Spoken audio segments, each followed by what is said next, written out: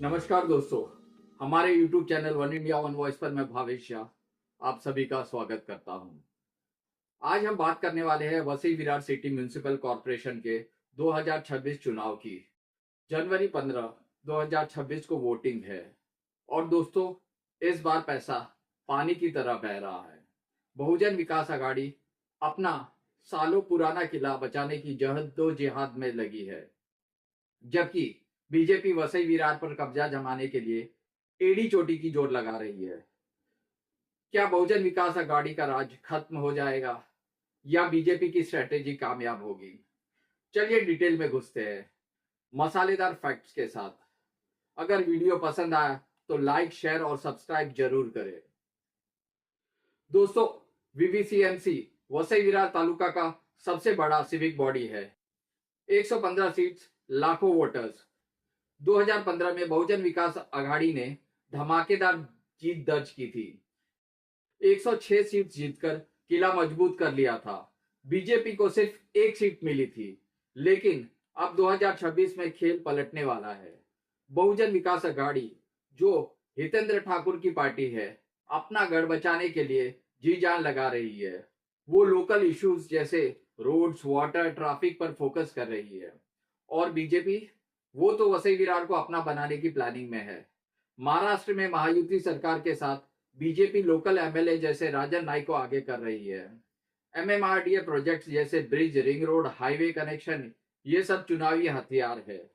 लेकिन सवाल यह है, क्या बीजेपी बहुजन विकास आघाड़ी के लोकल होल्ड को तोड़ पाएगी?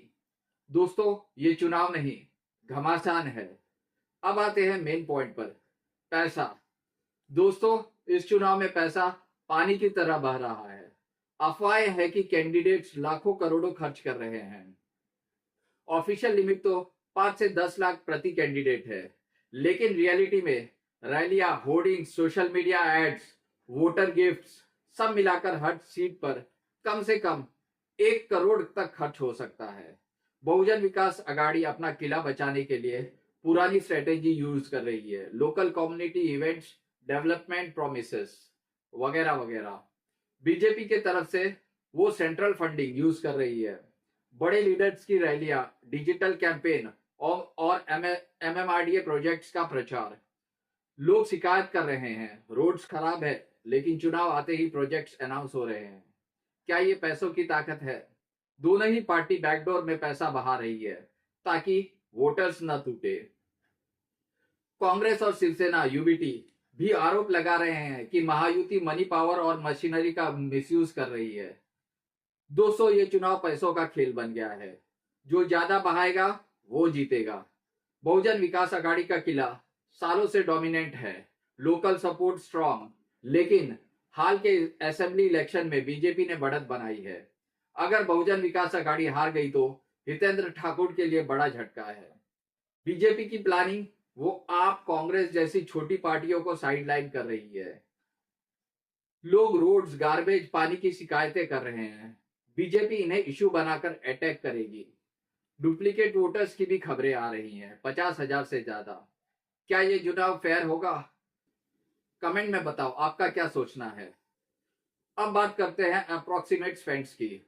Best on similar civic election और रिसेंट रिपोर्ट्स के मुताबिक, जैसे महाराष्ट्र के दूसरे म्युनिसिपल इलेक्शन में, वीवीसीएमसी चुनाव 2026 में टोटल स्पेंडिंग अनुमानित है कि 150 से 250 करोड़ रुपए हो सकती है। बहुजन विकास आघाड़ी अपना किला बचाने के लिए 80 से 120 करोड़ रुपया स्पेंड कर सकती है, local campaign, voter outreach etcetera etcetera पर।